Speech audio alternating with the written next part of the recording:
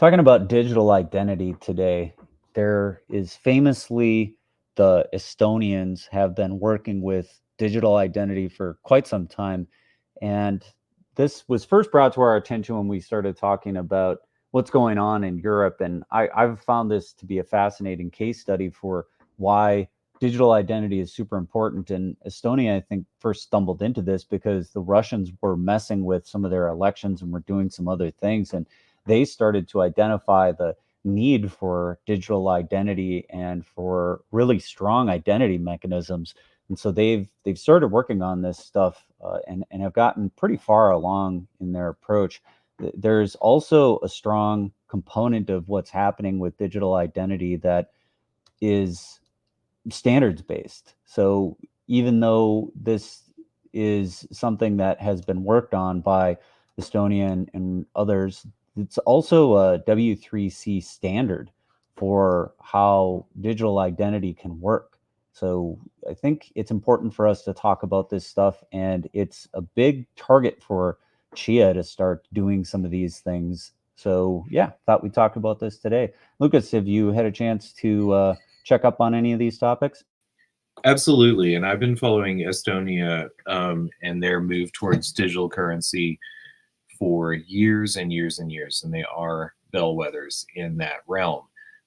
I think that things that we need to bear in mind with as we talk about what decentralized identity means are some of I love how you constantly refer to blockchains as decentralized databases, and how um, if anonymity is one good aspect to be able to use with a decentralized database, but there's also an absolute need, a requirement that we be able to identify some of the information or the transactions that occur on a blockchain. And so, for the ability to have that option and to have that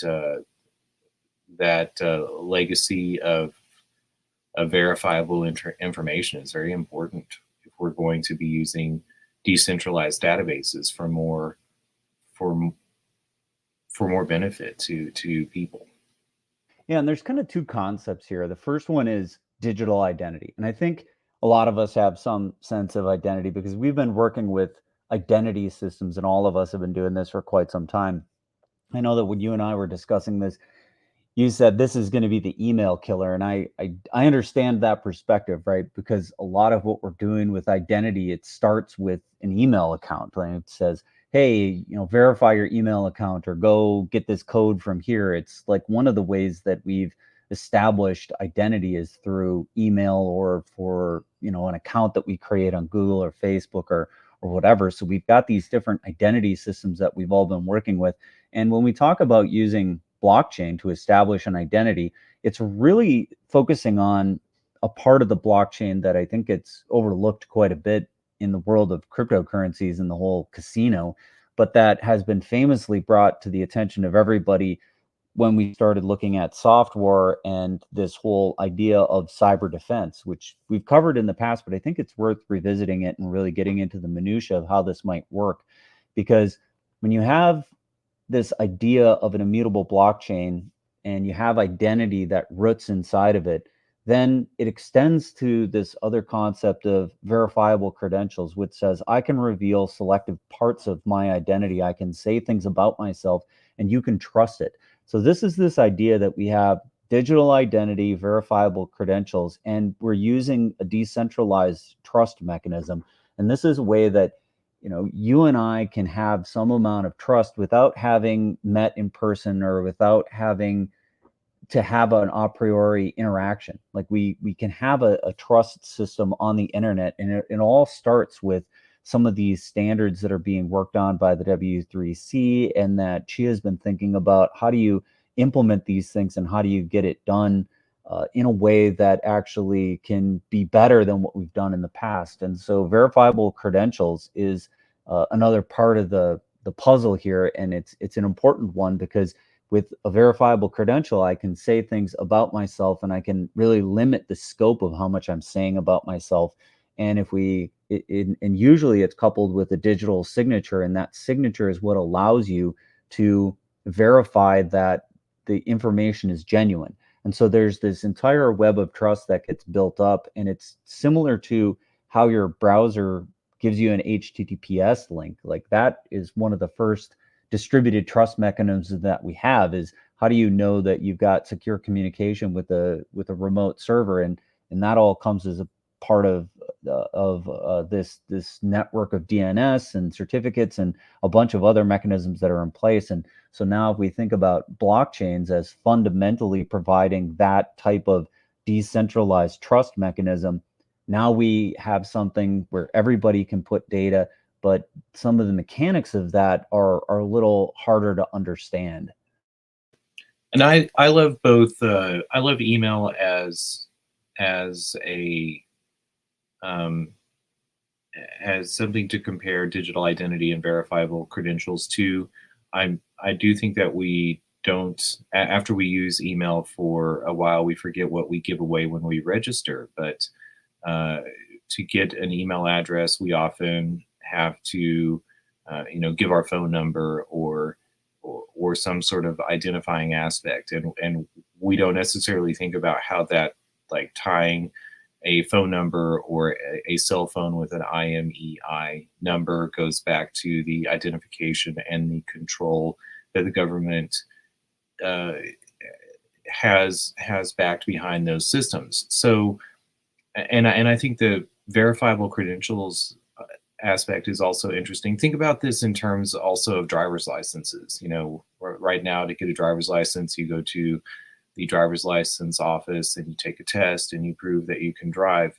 But that goes back to a large centralized database. And sometimes when I think about verifiable credentials, I think, how interesting will it be to move towards an Uber concept of verification, and having a great number of issuers of verifiable credentials is part of what these decentralized databases open up in this concept of having a DID and multiple verifiers, because you could have those people who drive around in your town and know your DID, or grade you, or any different number of organizations that provide that verification.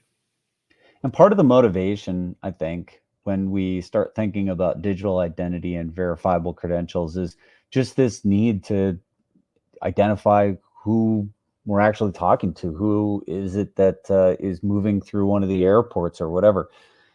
This facial recognition being rolled out in earnest and at more airports is not necessarily the gold standard, right? Facial recognition is notoriously uh, runs afoul if person has a lot of makeup on. There's masks that are able to change your appearance pretty substantively. So even this isn't necessarily the best thing that you can do. And TSA PreCheck is, I think, one of the identity products that's gotten the most traction. If you think about what TSA PreCheck ultimately does, it gives you a great benefit as a traveler, but what you're giving up and the centralization of that data is pretty alarming.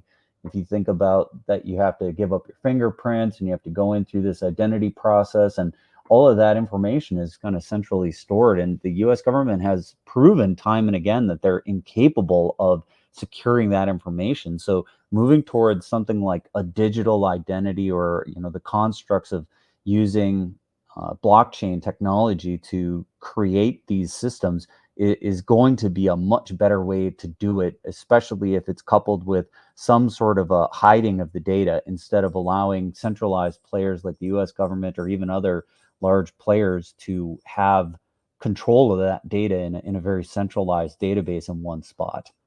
And we should also think about the differences in government versus private companies or private organizations, because we have different comfort levels with what information we give and share with those. And as long as we are providing better security systems and protocol to build an identity network and a verification network on, I might not be willing to, or might find it authoritarian and coercive to share a lot of information about my habits, the things that I buy, the places that I go with the government. But if I'm using an airline company, or I'm part of a travel club, I might be more willing to be sharing that information, and also more willing to share that information when I have the control, rather than giving them the control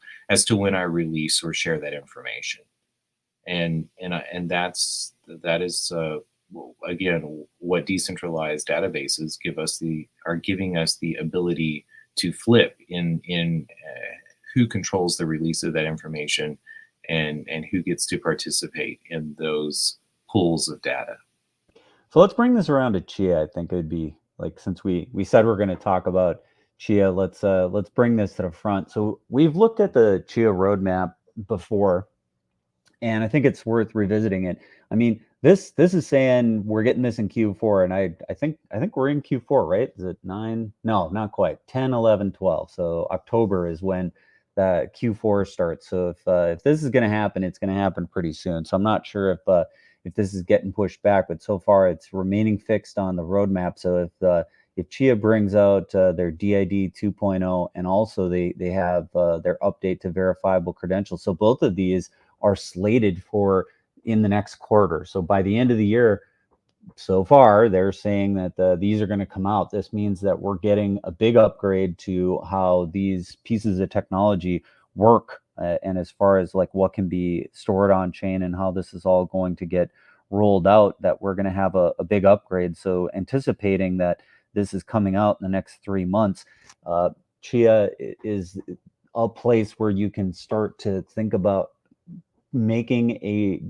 decentralized identity and verifiable credentials, and using some of the technology that we just talked about, this immutability, this decentralized trust mechanism, and having all of this stuff available on the Chia blockchain, is going to be a pretty powerful concept.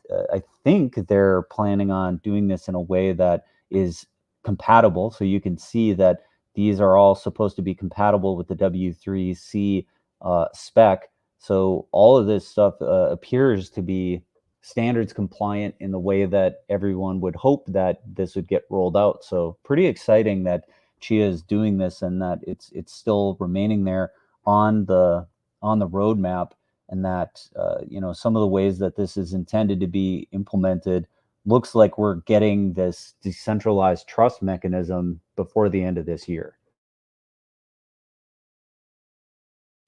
Well, this is exciting news, and we've seen that Chia. I saw a Gene post recently that Bhutan um, is is is using Chia for the retirement of their carbon credits. We talked about the carbon credits, and so I would imagine that there are state institutions, government agencies that must be thinking about the network and keeping an eye on what's possible with verifiable credentials. Because I do think, as you mentioned earlier, the government has had a problem with security. Um, the Social Security database has been hacked. So many of traditional databases have been hacked, and so I would imagine that we are going to see interest in and alliances that are made with both private organizations and government organizations that are looking towards what DIDs and verifiable credentials have to offer.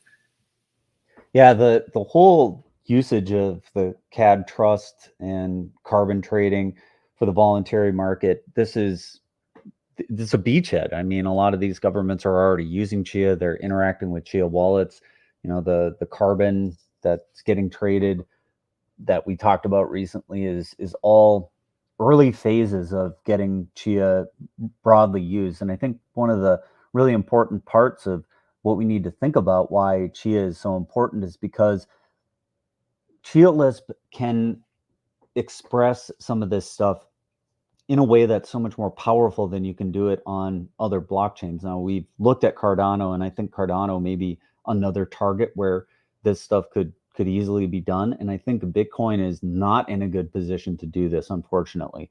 So there needs to be more programmability on Bitcoin to really pull this off there. But Chia's got this ace in the hole, if you will, with respect to Chia Lisp.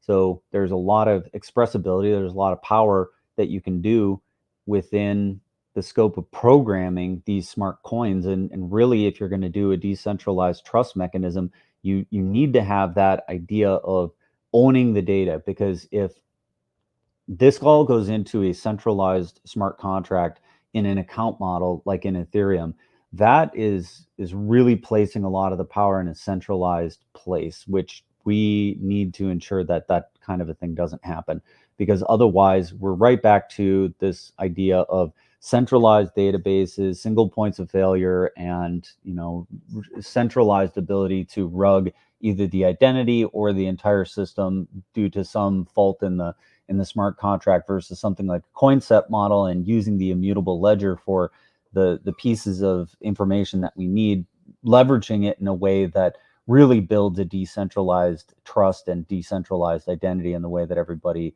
I think, would prefer to see it occur.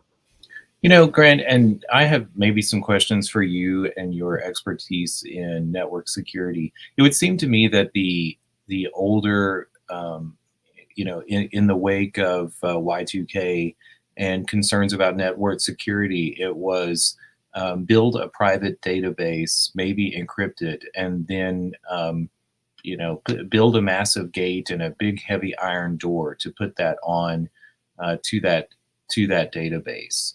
And that has been a problem because, once somebody can pick the lock or gain access to the database, they get all of the information, or if they can crack the encryption to it. And part of what we bring here with the creation of blockchains is that software concept that the cost of transmitting data on a blockchain too. Do you see that as part of this new wave? I mean, yes, it is. There's also the aspect of the decentralized, the flipping of the ownership of the data to the users rather than the middleman or the creator of the database. But do you see also the cost of data transmission worked in, or the ability to add that, especially in a CoinSet model, as being an advancement in the security of a decentralized database? Well, it goes back to concepts that were discussed in detail in software, right? It's all about, like, how do you make a system that is really difficult to attack? And you do that by putting the consensus mechanism together in some sort of a proof of work means. Like, when you have proof of work and that proof of work is a high cost to attack the network, it makes everything else that you put inside that database really secure and protected. And it goes back to that whole idea of the cyber defense dome, right? It says we're going to build on top of this proof of work mechanism. We're going to build on top of this concept of making it really hard to attack the database fundamentally. And if you have that, then everything you put in there now starts to work in the ways that everyone wants. And the way that you described our approach to cybersecurity in the past was that you would build a very well-guarded centralized system, and then you would be vigilant about it.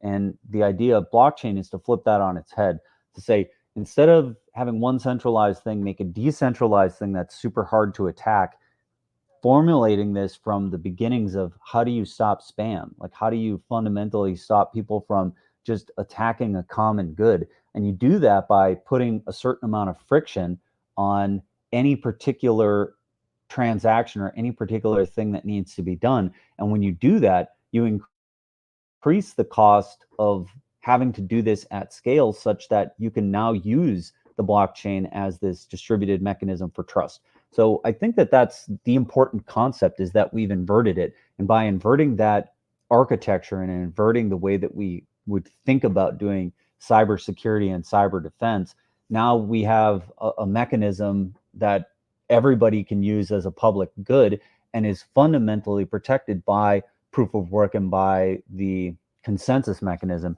And Bitcoin and Chia both have that because they are both fundamentally proof of work style consensus mechanisms.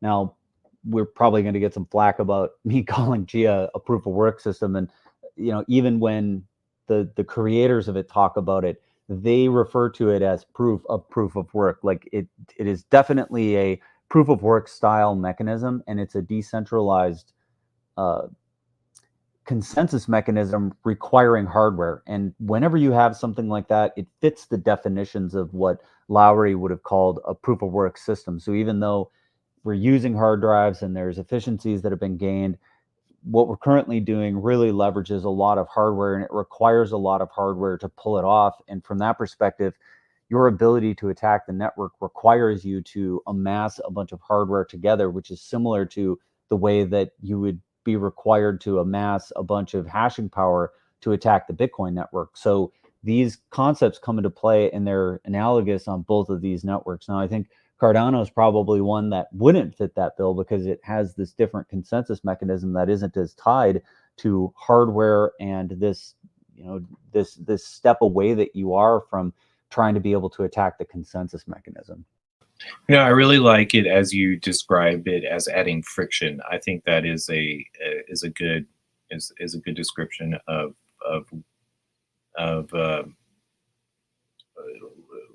what the blockchains are trying to do to increase the security. And in part, in the original, or the Web 1 and the Web 2 concept of the Web 1 concept of the internet was to make transmission as cheap as possible. But that was part of the problem. It gave you an endless number of tries to try to take a crack at those doors that were put on centralized databases. So now we add friction and some sort of cost to the number of tries. There's the aspect also of owning, of flipping the ownership of, or of the control of the identity, and that I think is also very interesting as we see what Google and other providers of or I don't know, marketplaces of traffic, central points of current internet traffic are doing. We're all aware that our attention is for sale, and that, say when I go to Google and search for, do you want to talk about security, Cyberdome, before we move on to attention markets? Well, I was just bringing a graphic into the mix and putting this on the screen because it was what we just talked about, this idea of the Cyberdome and a cybersecurity defense mechanism being the blockchain itself. That idea we really started to come around to when we started looking at software, and it's really resonated a lot with me as I started to think about how does decentralized identity and verifiable credentials form the basis of that. Because if you think about something like, well, let's say that I want to give you a piece of software, and this is something we all routinely do. You upgrade your software, you get some new piece of technology, and you want to know that you've gotten the right piece of data. The way you normally would do that is you would get a hash of that software in some fashion, and then you would check it after you download it. Now, these things are oftentimes automatic, right? The Apple App Store will download something, and then you'll see it says verifying the software or something like that.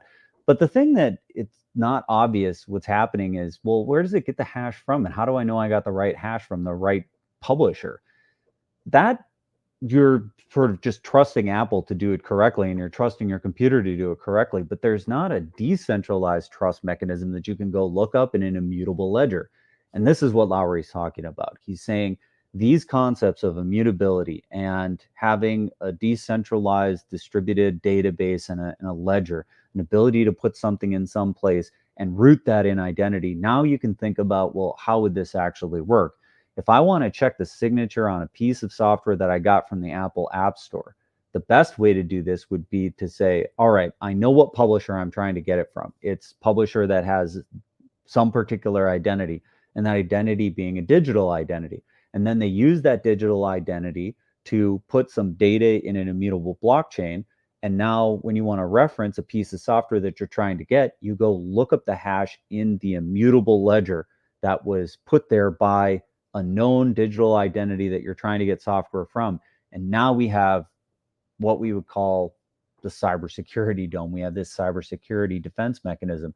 And if you start thinking about that fundamental concept, which is you just have an identity and you start putting hashes in the database, it goes a long way towards securing networks and securing data that we care about. That concept is super, super powerful.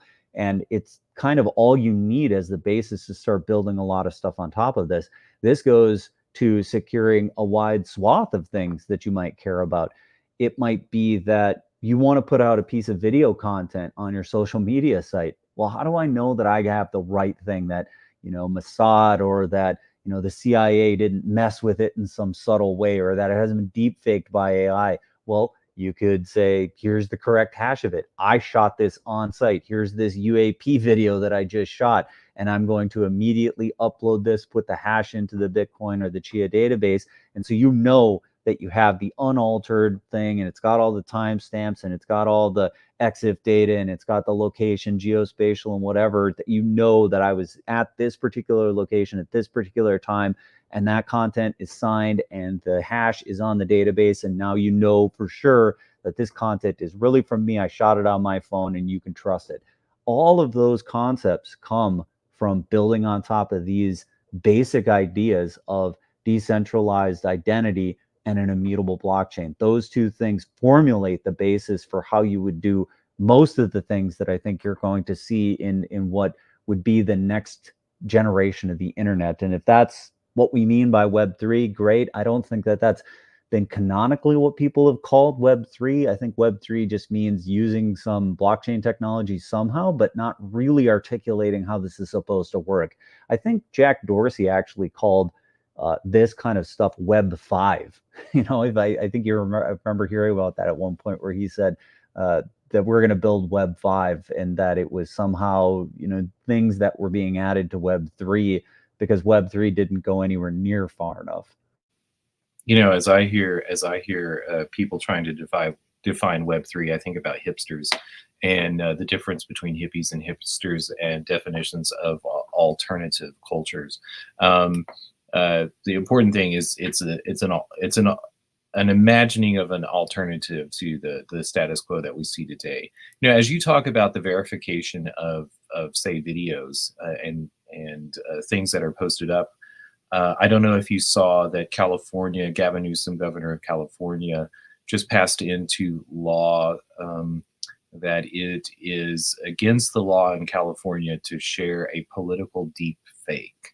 And I don't know how that is congruent with our notions of freedom of speech and the answer to bad speech is more speech. But I do see the problem that he's identifying in how do we know what truth is? How do we know what is real unless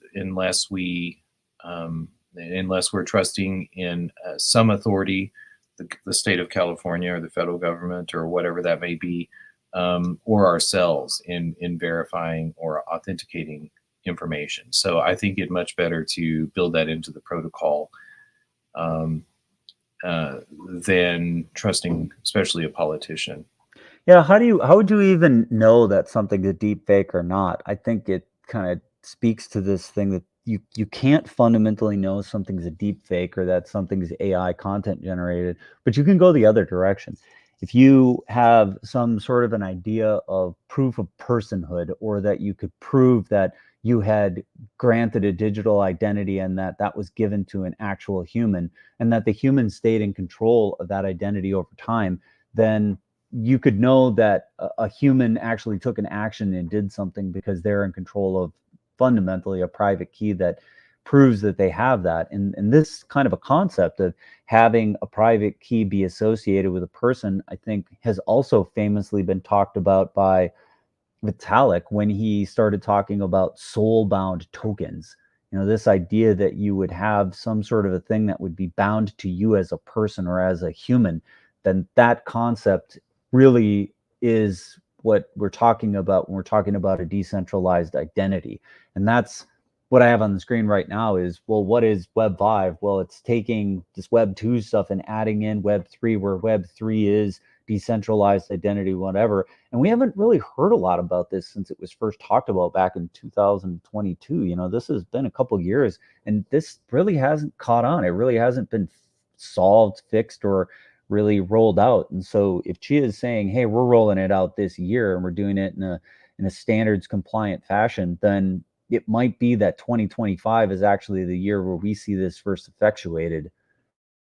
There's also, as we talk about identity and putting identity in a token, I think part of the novel concept there is this notion that that we, the people, get to control, or put that identity into a token that we control, and put that token, say, in our wallet, rather than become a number that gets in a federal database or in a state database that we have no control over.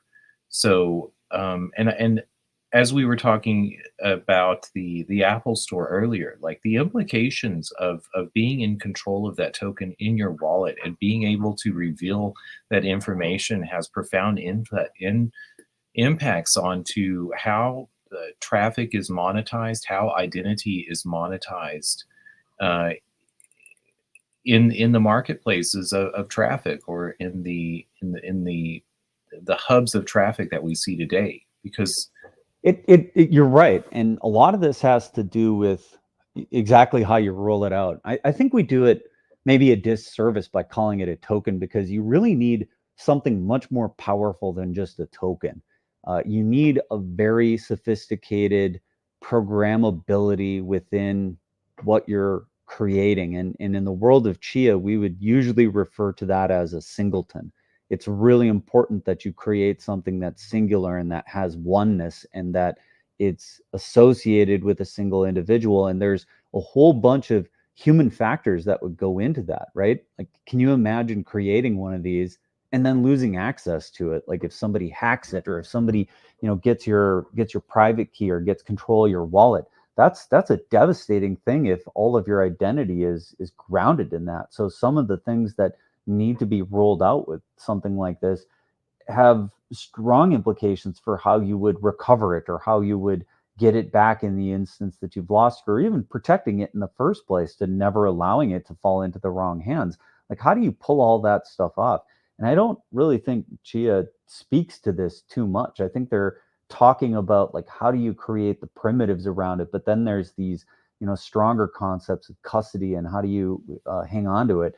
And I think that they've separated these two things, because they've made a lot of discussions about how does the custody tool work, and how could you possibly do this with recovery keys, and having social proofs, or having friends control certain keys and allowing you to have, I don't know, 3 of 5 or 5 of 7 type of recovery scenarios. So there's implications to what it would mean to have one of these things, and it goes beyond just token. You need to have a pretty sophisticated level of programmability to make something that's really useful, and that doesn't just immediately get lost, or stolen, or become unusable because you've screwed it up. And that's the thing that humans do pretty frequently. And if you watch for people talking about how they've lost all their crypto, or their wallet got hacked or whatever, that's because there just hasn't been enough focus on making these things durable, protected, and in a way that is really sophisticated, because that's what's needed. well, there's the foundations of putting that data into a singleton that revolve around Chia Lisp, and the programmable nature or background of Chia Lisp. When we talk about custody solutions, I assume that largely hinges on the BLS signatures that are behind the cryptography in Chia. Is I don't know that much about it. Is that where these custody options come from? The advancement of BLS as opposed to the other signatures that are used, that we see in other blockchains? I think BLS has a component that allows for aggregation of signatures, and it's part of what makes that technology more powerful than other signature types, because you can say you need to have a certain number of signatures that are aggregated together, and that allows you to do certain kinds of use cases that we're talking about, like these multi-sig recoveries or multiple signature style protections around the changes to certain types of singletons are super powerful concepts. And so BLS, I think, enables that in a way that other signature types struggle with. Like it's not something as easy to do, or you might have to substantively go through a bunch of machinations, that it's more elegant to do it on BLS. So I think BLS puts Chia in a position to do this better and to do it in a more elegant way, versus the other ways that you might have to do it might be more prone to getting it wrong or having to do substantively more work to get something usable. Whereas in Chia, it might be very easy to do it because of BLS. BLS, the L is for elegant. Can we turn and talk to the attention market for a bit? Let me just bring up custody real quick, because I think we've talked about it, and I wanted to make sure that we at least mentioned it, because I said custody is distinct from digital identity. So the idea here is that because everything is a coin in Chia, that if you make a fundamental way to control stuff, then you have the ability to put anything in there, and anything that you put in there inherits all those properties of the fact that everything's a coin. So this custody solution that has been rolled out and that's been started to be worked on, we haven't seen this in a way that most people are using this on a day-to-day basis. They built the first versions of this, and the pre-farm is being managed out of the custody solution. But most of us, even in the Chia community, I don't think have used the custody solution to control the majority of our coins. We're still doing this the traditional way, with a seed phrase, a mnemonic, and then that's how it generates hierarchical deterministic derivations of addresses, and then we search for coins and we control it all this way. And this is the standard way of doing it. And you go bury your 12 or 24 seed words somewhere in a place that nobody can get access to it, and that's how we secure our stuff. But this more powerful mechanism for how you can do custody, and having some of these properties with this ability to do multi-sigs and have clawbacks and time locks and rekeying and all of this type of more powerful ideas, we've got the first cut at it, but it's not ubiquitously rolled out. So I think it's going to be critical that all of this stuff get rolled out kind of simultaneously. And I think that that's what you see Chia building towards, at least Chia Network Incorporated is building towards all of this kind of stuff when they consider their sophisticated enterprise customers that they're trying to get involved in using blockchain. And I think fundamentally they're looking at these concepts of cybersecurity, defense, and how do you build better products. Like that's the kind of way that I see all of this technology shaping up. So yeah, I think given that I sort of closed that idea off, what did you want to move towards? Well, I wanted to talk to you about some of the promise that DIDs and verifiable credentials, on top of these more sophisticated custody solutions, also bring us with regards to not just killing email, but killing the centralized marketplaces of the attention markets that basically define the internet of today. You were talking earlier about Apple's application store, the Apple's Market, and there's also Google's Play Store, as well as just all of the traffic on, say, like Google Search. And what happens whenever we enter information, search for an application on the Apple Store, or just do a broad search on google.com for information. What happens in the background is they pull up a file of all the information that they know about us, and then they turn around and sell that to customers who are looking to show us an advertisement. And that is the monetization model of all the internet today. So when we become in control of that information, as well as to how much that we can show to people, then that is going to have a massive impact on how information is shared and monetized in the world. And when you think about what's been happening with, again, the carbon credits, think about the open market side of that and the offers that exist in Chia, the ability to pass those offers around without using a centralized marketplace to say list them or share them in the Dexy Splash.